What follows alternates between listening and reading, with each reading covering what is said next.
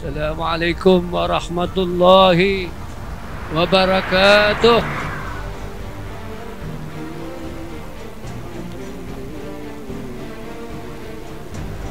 Selamat datang sembahan Light and Sound sempena Majlis Maulid Rasul Sallallahu Alaihi Wasallam,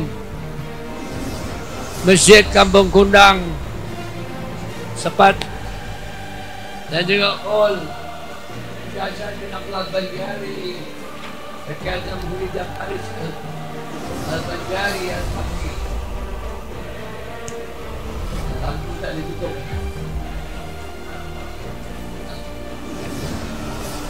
Selamat datang. Ahlan wa sahlan marhaban bikum. Dalam kehadiran sebab lagi dulu dia rahmat Allah Subhanahu wa taala.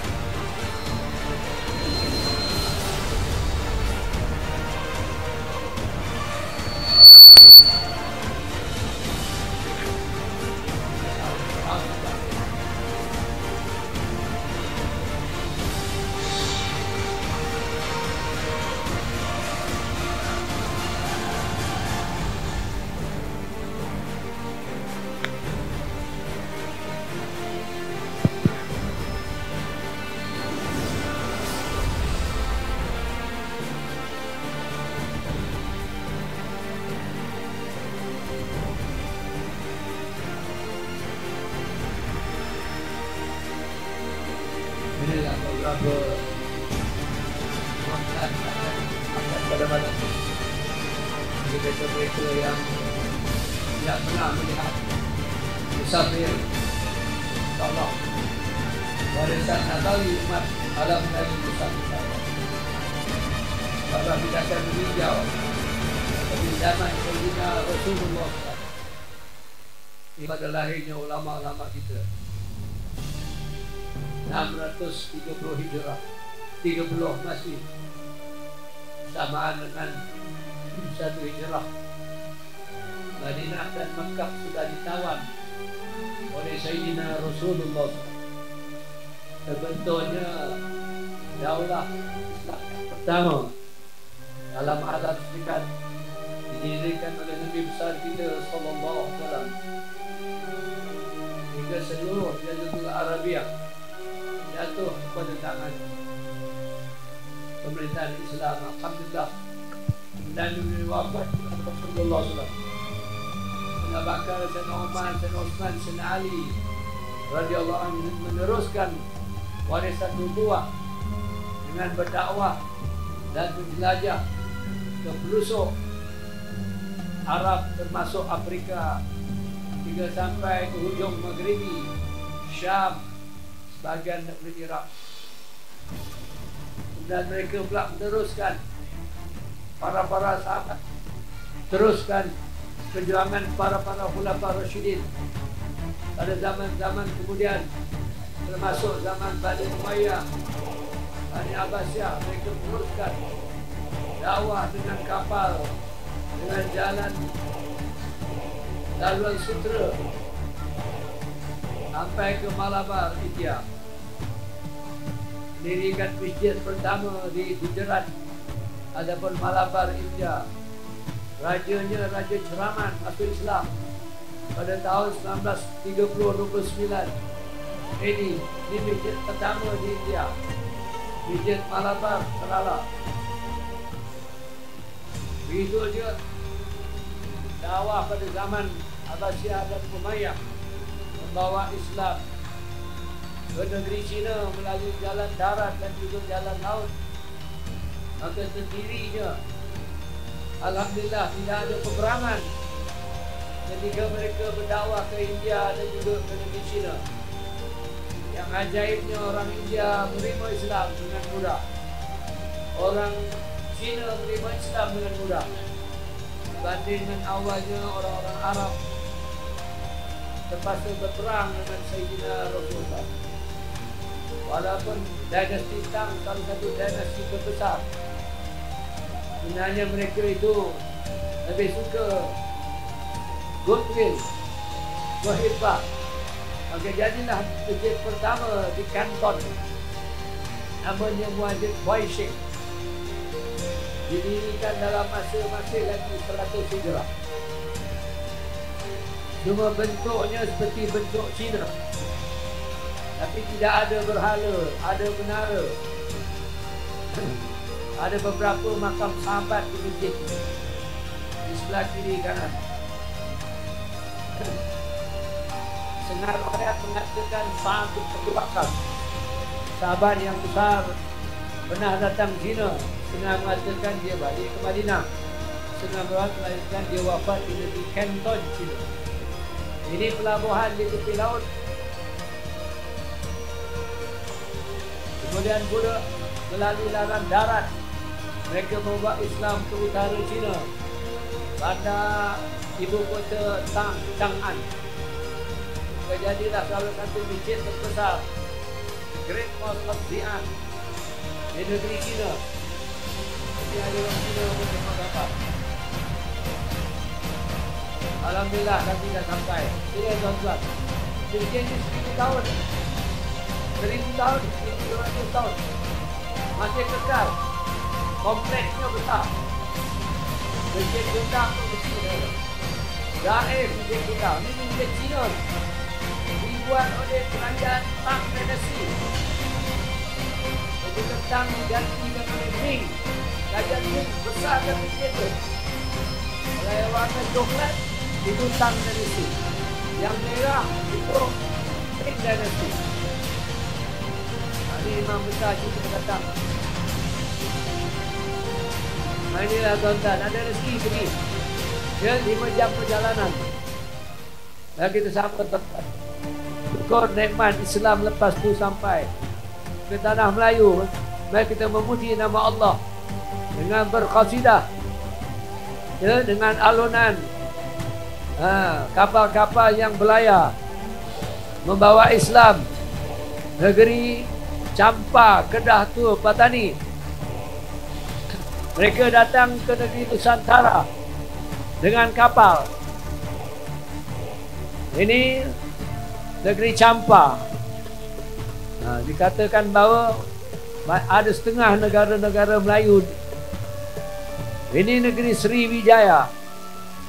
Rakyatnya dah mula terima Islam. Cuma pemerintahnya Raja Indrapur belum nak terima. Bahkan dia menghantar surat ke Khalifah Umayyah supaya dia hantar ulama untuk mengetahui apa itu agama Islam. Tidak pernah berperang dengan pendakwa-pendakwa Muslim yang datang. Rakyat dah mula menerima Islam.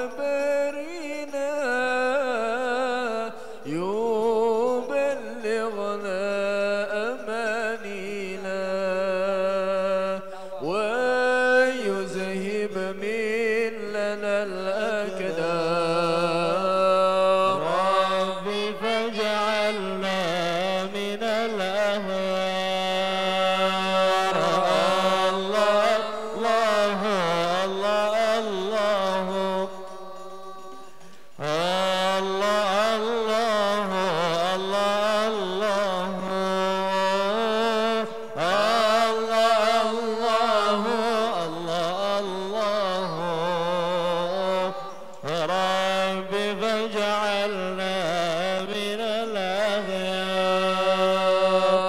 الله الله الله الله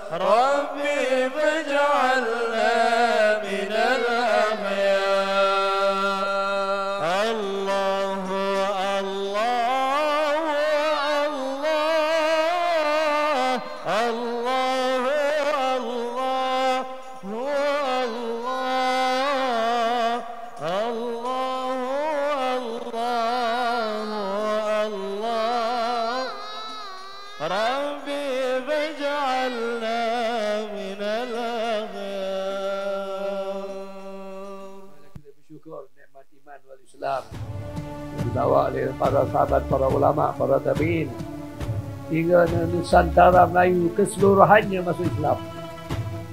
Lihatlah perjalanan mereka itu merentas selok-belok pulau-pulau. Ini salah satu tempat yang tertua di Aceh, Sumatera. Islam sampai masih lagi dalam masa 100 Hijrah. Makam papan tinggi.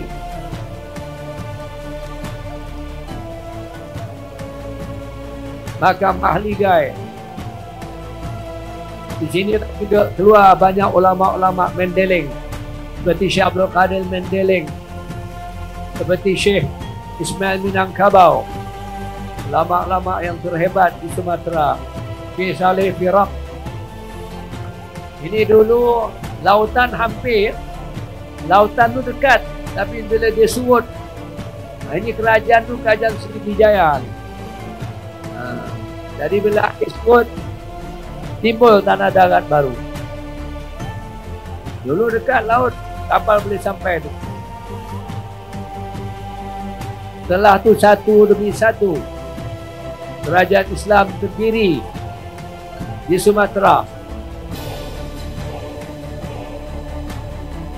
Pertama, kerajaan Kesultanan Perlak 200 Hijrah, iaitu Sultan Abdul Aziz Shah pada tahun 221 Hijrah, iaitu Aceh Tua. Kemudian pada 1136 kerajaan Kedah Tua, Raja Budanya memiliki Islam, menukar pada Raja Sultan Muzaffar Shah dengan berkat dakwah Syekh Ali Humari dari Yaman. Begitu juga perkahwinan antara Perlak dengan Pasai melahirkan Sultan Maratus Saleh. Bukan hanya berdakwah dengan dakwah, tetapi dengan cara perkahwinan juga. Tak perlu berperang. Maka inilah tuan-tuan hujungnya salah satu empire terbesar setelah Samudra Pasai.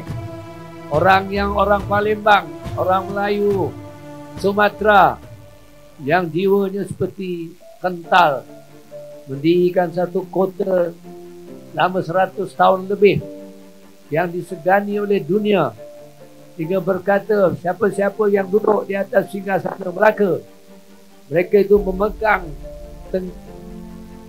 leher Venice, karena segala alat perniagaan Venice datangnya daripada Melaka. Bayangkanlah tuan, orang Melayu dulu pernah menjadi empire besar. Gambar-gambar ni bukan rekaan ni.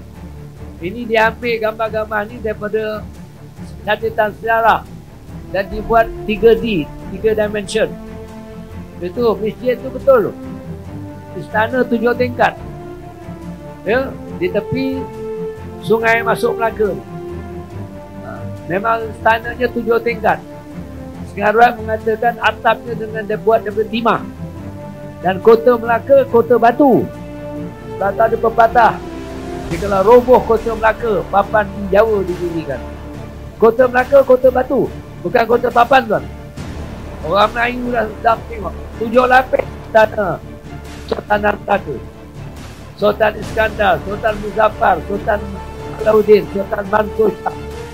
100 tahun 84 bangsa datang ke Melaka bercakap bahasa Melayu, berniaga dalam bahasa Melayu, mengarang kitab-kitab Melayu. Ini ulama yang berdakwah pada zaman tu.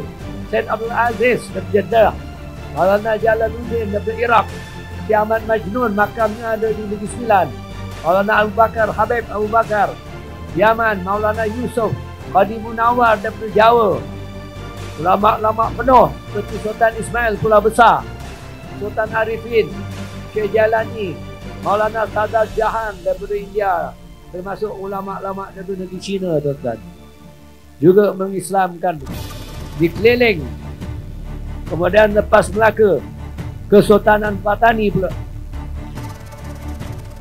Kemudian sultan-sultan di Sulawesi, Tidore Ternate.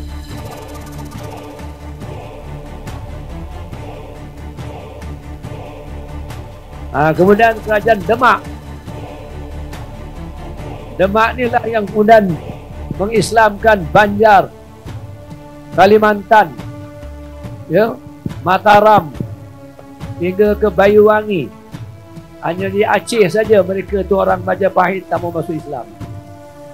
Inilah Kesultanan Banjar. Sultannya Sultan Surian Shah, gelar Samudra. Dia islamkan oleh Maulana Syarif Hidayatul Idrus yang disebut Khatib Dayan. Makamnya ada di Banjarmasin. Silalah ke Banjarmasin. Itulah. Ini kemudian Demak menjadi satu kesultanan besar. Mataram yang menghancurkan kerajaan Majapahit dan didirikan negara Islam. Inilah anak murid Sunan Kalijogo, Kiai Jejer, Kiai Agung. Inilah dulu pondok pesantren tuan-tuan. Jangan nampak baju kebeling, dia memang macam tu. Jati diri. Jati diri lah. Orang Melayu pun dulu belenggeng juga. Sultannya tuan-tuan turun ke pondok, ajar anak murid. Ini lagu ni dikarang oleh Sunan Kalijogo. Ni di sini Kampung Kundang ramai orang Jawa. Nyanyi sama. Kalau tak boleh nyanyi, itu Jawa apa nama dia? Nyanyi Hashim, nyanyi. Hanya angon cang.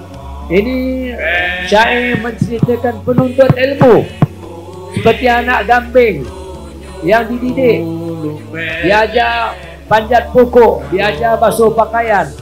Ini dulu pondok Jawa ni, pondok Jawa macam ni tuan-tuan. Kehabisan anak raja tu jadi Sultan Mataram. Dia membesar di pondok.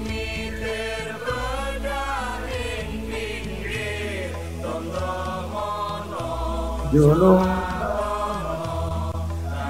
seko mangko sore, anggo seko mangko sore, rumpung padang rembulan, mumpung jembar kalangane, yo surah o surah iyo.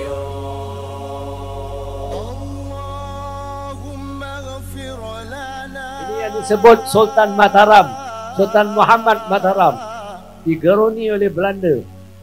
Tak pernah tunduk pada pemerintahan Belanda. Belanda ingin cuba merasuah dia, dihalaunya Belanda itu. Sementara dia menjadi Raden, sentiasa berperang dengan Belanda hingga ke ayat saya ini hebat dengan orang Jawa ini. Kita harap orang kumpul-kumpul orang Jawa pun juga semangat kental.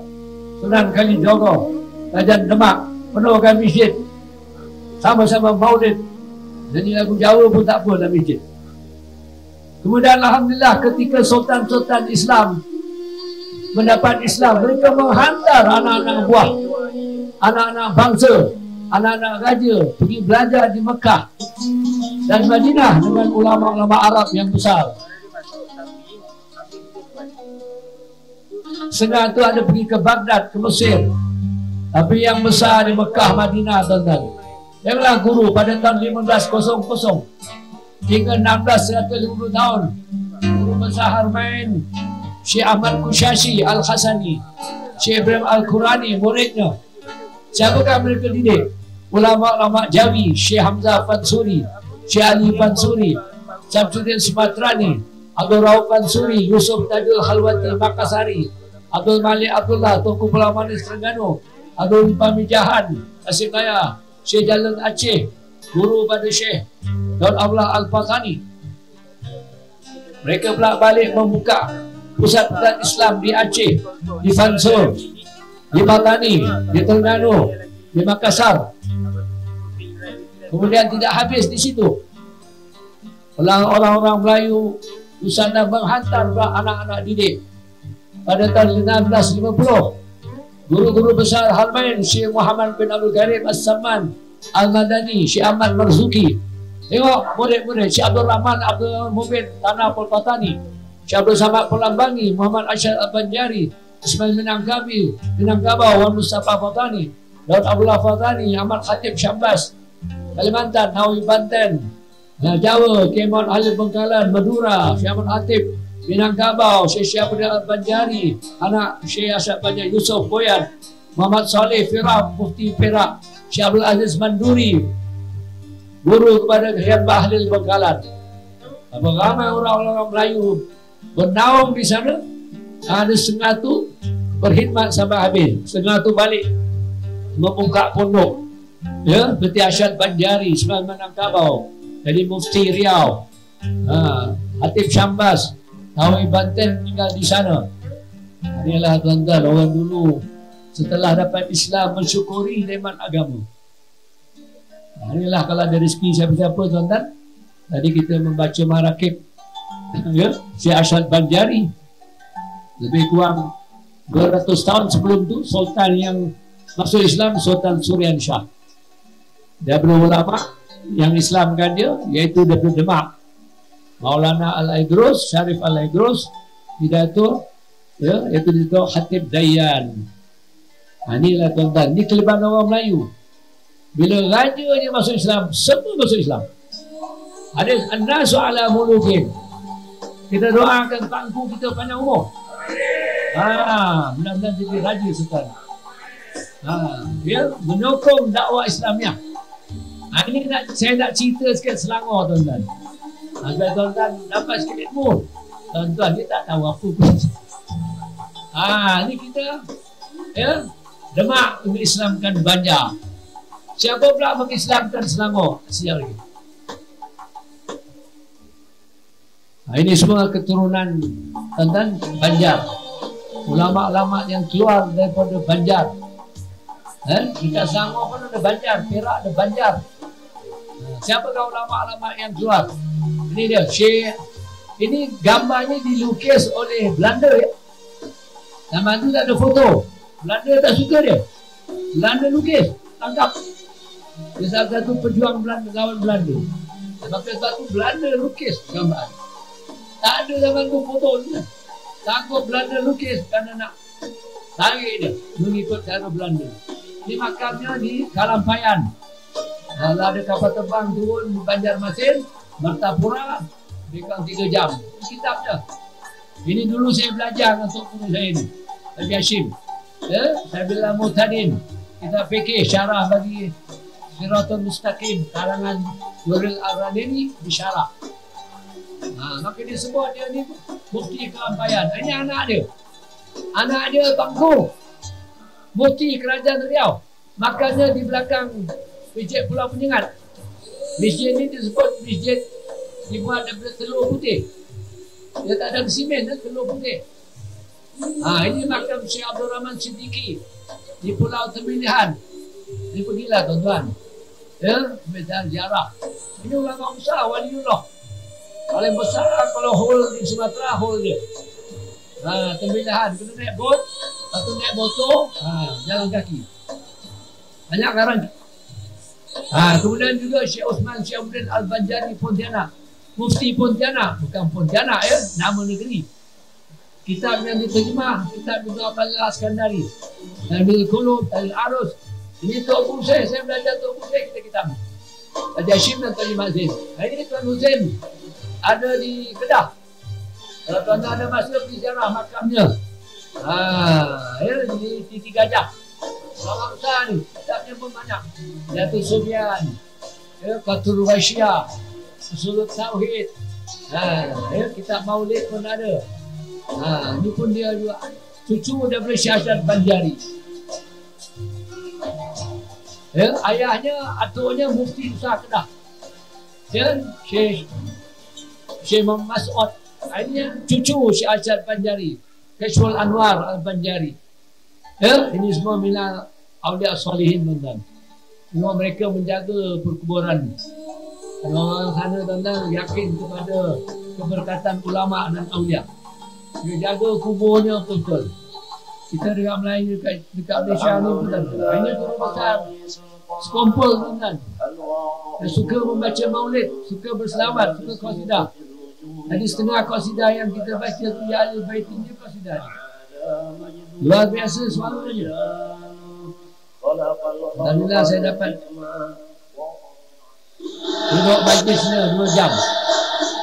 Ini dia dah wafat kan. Dia wafat lebih kurang 10 tahun dulu. Ini tiap-tiap tahun dia punya hol bulan Rejab, iaitu hampir 3 juta orang hadir maulid. Hol ni peringati. Penuh jalan. Alhamdulillah pangku kata jadi kampung Kunang ramai. Alhamdulillah. Bukan hanya malam ni, malam besok pun kena ramai ni. Tapi teruk tak nasib berani. Ini guru besar saya tuan-tuan. Tadi kita baca qasidah ni. Luar biasa. 50 tahun di Mekah, 48 tahun belajar. Dalim pun masih belajar. Dalim pun masih belajar. Qasidahnya sentiasa kami baca di jendam. Luar biasa tuan-tuan. Tawaduknya. Setiap tahun datang jendam. Ini kita ambil berkah tuan-tuan. Apabila disebut nama orang salih, turun rahmat. InsyaAllah nanti Habib dan Muhyiddin akan hurai. Kenapa harus diingat orang-orang salih? Ini tuan-tuan, ini berkah. Pangku datang saya buatkan. Macam mana tanah Bugis masuk Islam pangku? Ulamanya Syed Hussein Jamalul Al-Akbar Al-Yamani Al-Husaini Al-Jarmi. Ulama Yaman. Makamnya ada di Wajo. Dulu saya dengan pangku pergi sama. Bangku dia kena berilah bangku. Semangatnya lain mesti. Dulu saya dengan pangku pergi Bugis. Tapi makam ni pangku tak pergi. Aku pergi deng relax. Makam ni jauh. Tak jumpa. Dia yang mengislamkan Raja Lam Dasila, anak Datuk Relwak. Asal raja yang masuk Islam pada 18 Hijrah. Bila raja masuk Islam, semua rakyat masuk Islam. Lepas tu kita doakan sultan kita kuat Islam. Semua rakyat Selangor masuk Islam. Kena soalan mungkin. Ini susah dapat kan? Ini saya buat. Ini Profesor Syed Najibnya ya. Bukan saya mereka-reka. Ada kitab ni. Inilah awal Balawi masuk 800 Hijrah di Sulawesi. Sebelum tu dia pergi Campa, dia pergi Aceh, dia Islamkan. Teruskan. Ini Daeng Parani, Daeng Menambun, Daeng Merewa, Daeng Celak, Daeng Kemasi. Ini Ustaz ni Daeng apa? Makamnya di Riau. Daeng Parani kata sengat di Kedah. Daeng Menambun Mempawah. Daeng Merewa di Johor. Daeng Celak Riau. Daeng Kemasi. Ini 5 putera Bugis. Ulama ya. Orang kenal dia panglima. Dia ulama. Dia kahwin dengan anak-anak Raja Husin Al-Gadri, membuka kerajaan Pontianak, Syambas, Mempawah, Kalimantan. Kahwin dengan anak-anak Raja Riau, Rembak, termasuk Selangor.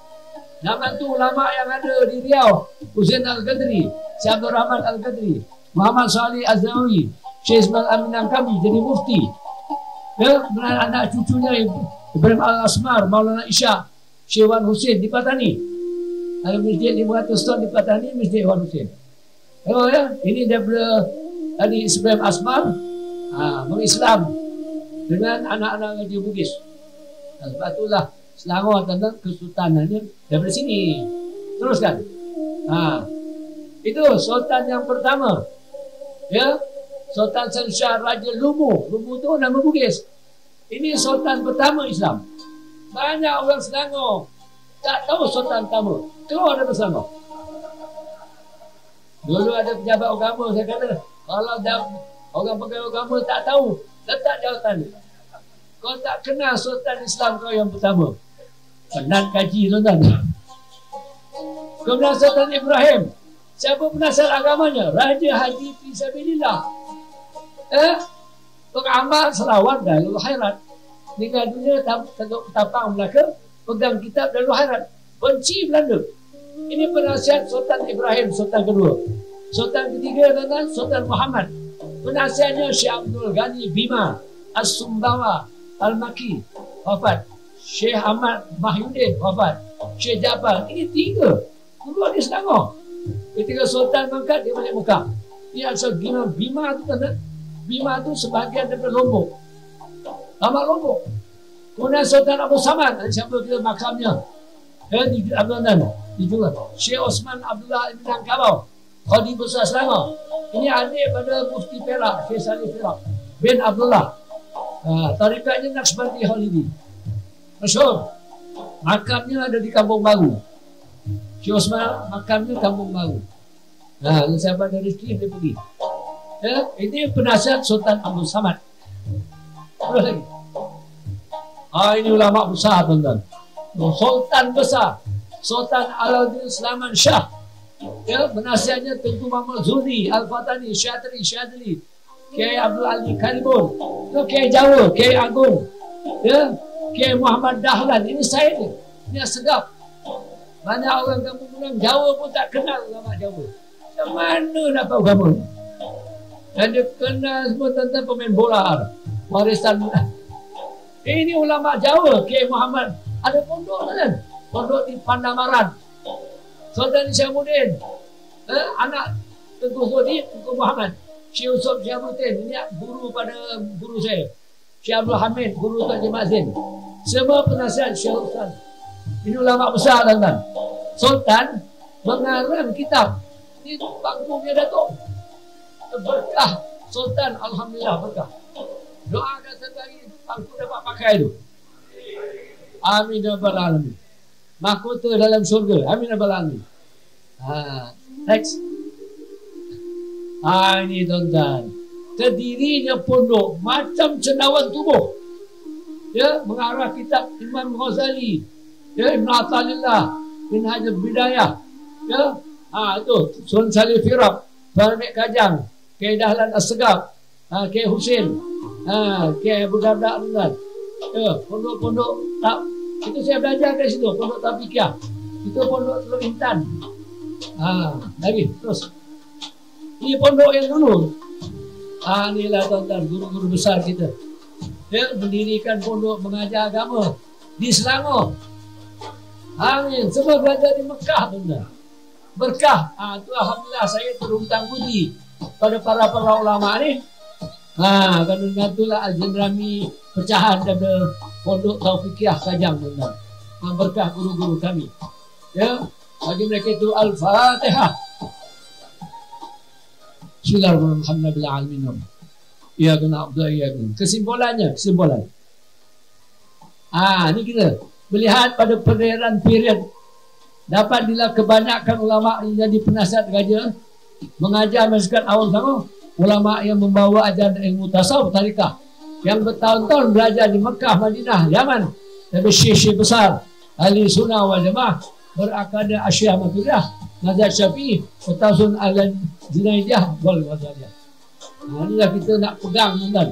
Jangan biar orang-orang yang tak betul-betul buka jalan agama kita. Terima kasih banyak. Silakan Fadil Syekh Nazmuddin untuk menghuraikan lagi. Pak Syekh Datuk penat sikit. Fadal. Allahumma salli ala Muhammad.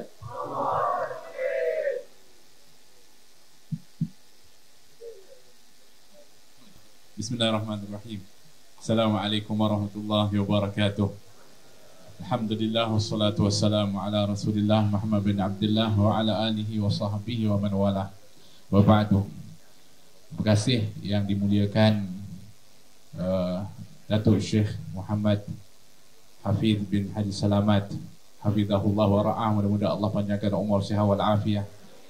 Kita masih lagi memerlukan beliau untuk sentiasa memberikan semangat kepada kita, untuk kita terus bersemangat di dalam kita membina dakwah Islamiah ini, seperti mana beliau juga bersemangat ketika mana meneruskan dakwah dan sumbangan ilmu yang beliau dapatkan daripada guru-guru beliau.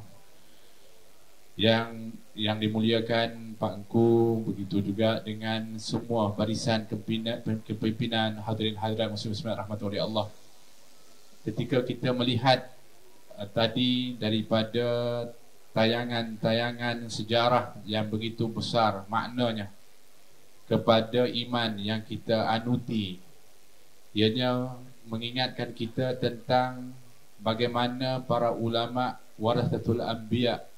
Mereka bukan hanya mewarisi ilmu, mereka boleh belajar, mereka boleh hafal, tetapi mereka mewarisi daripada segala apa yang telah pun dilakukan dan dilaksanakan oleh Nabi, baik itu dalam perjalanan dakwah, menyampaikan sebab-sebab hidayah, sehingga merentasi kepada lautan dan daratan, melalui perjalanan-perjalanan yang jauh, kerana mempunyai semangat yang disebutkan dengan ghirah.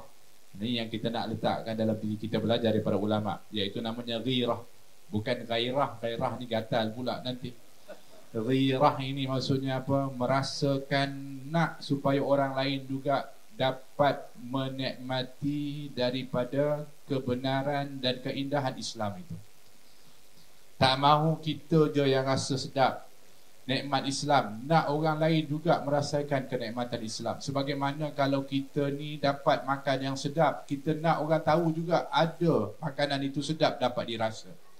Itu semangat para ulama kita yang mewarisi semangat Nabi SAW yang disebutkan harisun alaikum bil mu'minina ra'ufur rahim. Sungguh-sungguh, ini kesungguhan yang disebutkan, sifat haris, sifat nak kalau boleh tu orang lain juga mendapatkan nikmat iman itu. Masya Allah, tabarakallah. Sampai-sampai mereka mengharungi ombak badai. Mereka sampai ke satu tempat yang bahasanya berbeza, tempat yang budayanya berbeza, bangsanya berbeza, asing mereka ni, Masya Allah. Tapi subhanallah, mereka datang bukan dengan keadaan yang kosong, ada isi, ada intinya, yang mana mereka dapatkan daripada guru-guru mereka yang bersanad sampai kepada Nabi SAW. Nabi pesan kepada Muaz bin Jabal, Nabi pesan kepada Ali bin Abi Talib ketika nak diutuskan ke Yaman, nak keluar berdakwah. Nabi berikan satu pesanan yang jelas. Nabi mengatakan, yassiru wala tu'assiru, basyiru wala tunaffiru. Nabi kata mudahkan, jangan susahkan. Berikan kabar gembira, jangan kamu menyebabkan orang lari. Sampaikanlah dengan adab dan akhlak, kata Nabi SAW. Bahasanya tak faham, budayanya berbeza, tapi akhlak mulia menjadi tarikan yang menjadi magnet kepada hati, sehingga terpikatlah mereka kepada insan yang membawa akhlak mulia, warisan Nabi kita Muhammad SAW, sehingga akhirnya sampai ke tangga-tangga istana, sehingga ianya menjadi buah mulut masyarakat yang akhirnya mereka diundang ke istana, disaksikan dengan mata pandangan raja dan kesultanan pada waktu itu, dan akhirnya mereka mendapat sebab hidayah dari Allah Subhanahu wa taala. Disebutkan an-nasu ala mulukihim, itu yang disebutkan manusia ni akan ikut kepada raja mereka. Bahkan kalau kita lihat sahibul haul kita yang kita haulkan pada hari ini, iaitu Syekh Muhammad Arsyad Al-Banjari, tu ketika mana dia balik daripada Mekah, 35 tahun kat Mekah. Dia pergi pun bukannya umurnya muda, 30 tahun baru pergi. Kita kalau 30, 20 lebih 30 dah malas nak belajar dah. Macam juga Syekh Jamhuri ketika mana subhanallah belajar puluhan tahun, sampai daripada tok, ayah, anak, dia masih belajar lagi. Kalau ikutkan anak, contohnya anak Syekh Ismail Zain, anaknya Muhammad, itu masih muda sangat, tapi subhanallah tawaduknya dia belajar juga, kerana melihat kepada kemuliaan ayahnya. Begitu juga Sayyid Ahmad bin Muhammad bin Ali Al-Maliki, itu masih muda lagi. Waktu ketika saya rasa Syekh Jamhuri belajar dengan toknya tu, dia belum lahir lagi. Belajar dengan ayahnya masih berlari-lari lagi. Tapi ketika mana ayahnya meninggal, Sayyid Muhammad bin Ali, dia tawaduk, belajar pula dengan Habib Ahmad bin Muhammad bin Ali Al-Maliki. Subhanallah, patut beliau ni jadi mulia. Patutlah kita ingati, kita nak belajar daripada sifat mereka, keutamaan mereka itu. Hadirin rahmati oleh Allah Subhanahu wa taala. Subhanallah. Sebab tu kata Imam Abu Hanifah, yang memang kita kenal Imam Abu Hanifah ni seorang yang faqih, seperti juga Syekh yang kita haulkan pada hari ini, Muhammad Arsyad Al-Banjari, seorang yang faqih. Ini faqih sungguh. Sebab tu kalau kita tengok Sabil Muhtadi ni bukan kitab biasa, luar biasa dalam menghuraikan hukum hakam fiqh dalam peribadatan. Subhanallah. Dan beliau seorang yang faqih, tapi beliau ketika belajar di Mekah, di Madinah, itu bukan hanya belajar fiqh, tapi yang dia jadi ketumpuan adalah belajar tasawuf. Sebab tu keberhasilan dia dalam dakwah di Banjarmasin, dan juga akhirnya zuriatnya itu bersebaran ke seluruh pelosok Nusantara ini. Kalau kita boleh tengok tadi, itu kebanyakan cucu-cucu sampai ke Mindanao ada cucunya, di Kedah. Begitu juga dengan yang menyumbangkan banyak daripada ilmu. Kenapa? Kerana ilmu tasawuf yang dia betul-betul amalkan, belajar daripada masyayikh ahli sufi yang berada di Mekah, di Madinah, sehingga balik dengan hati yang bersih, dakwahnya diterima. Sehingga dia ketika balik, saya baca dia punya apa sejarahnya tu. Yang uniknya mungkin Pak Syekh Hafiz tengok insya-Allah, dia bina satu term, dia panggil perkampungan dalam pagar. Dia panggil perkampungan dalam pagar. Mungkin yang kita buat sekarang ni jendera, kita buat dalam tu, supaya orang yang nak masuk dalam tu, dia kena buka pakaian yang kotor di sini maksudnya sifat-sifat madmumah dia. Dia nak masuk ke situ, dia kena ikut daripada adab dan akhlaknya, dia kena ikut jadual ilmunya. Ini perkampungan dalam pagar. Pagar itu adalah hima, disebut ala inna himallahi maharimuhu. Itu adalah batas-batas yang dia kalau nak masuk, itu adalah batasannya Allah. Dan batas Allah itu adalah perkara yang haram. Dia tak boleh bawa masuk perkara yang haram dalam tu. Sebab tu orang berebut dulu-dulu nak masuk ke dalam perkampungan dalam pagar tu, supaya mereka dapat kemuliaan. Sebab tu kalau kita tengok di Indonesia, pesantren-pesantren dulu itu kampungan, bukannya sekadar madrasah bangunan, perkampungan.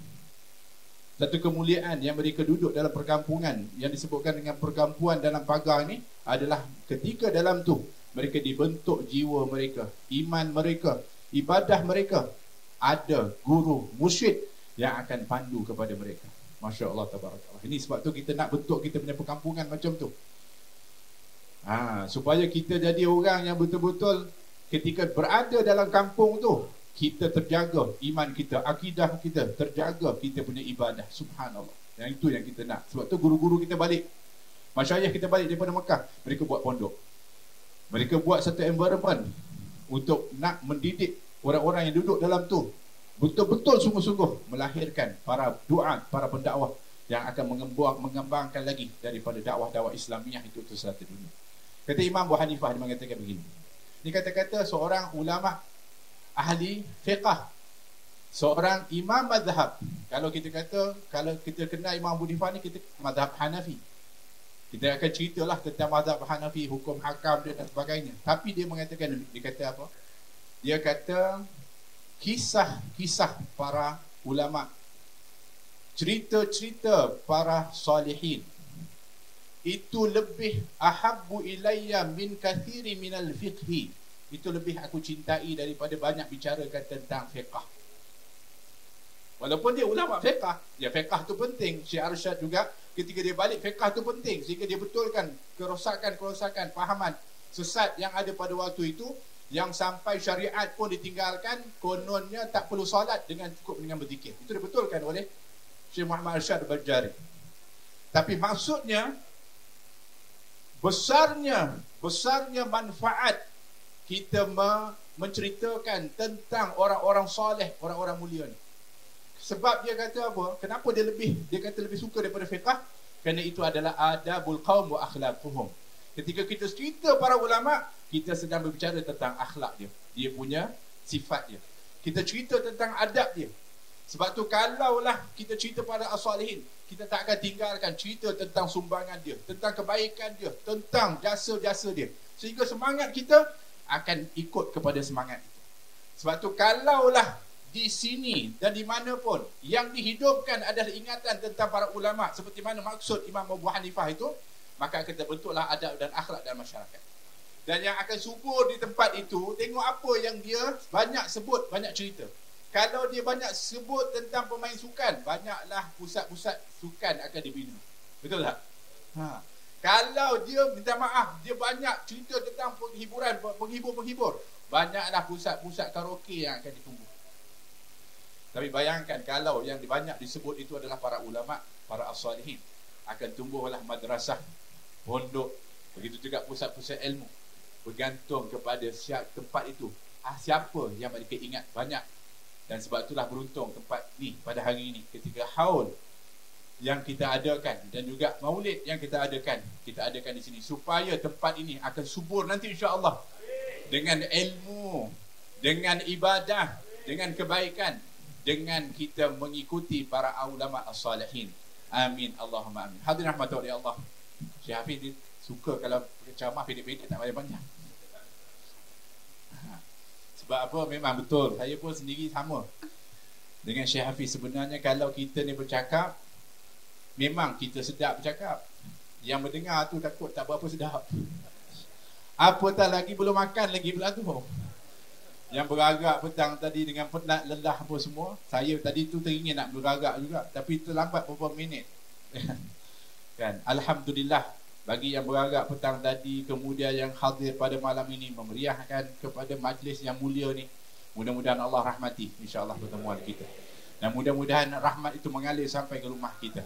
Dan mudah-mudahan keberkatan para ulama yang kita sebutkan dari Sayyidina Muhammad SAW, para sahabat, para tabi'in, tabi'in, dan para ulama il-amilin, para ulama yang dunia dan nusantara, yang dengan sebab-sebab mereka orang mendapatkan hidayah.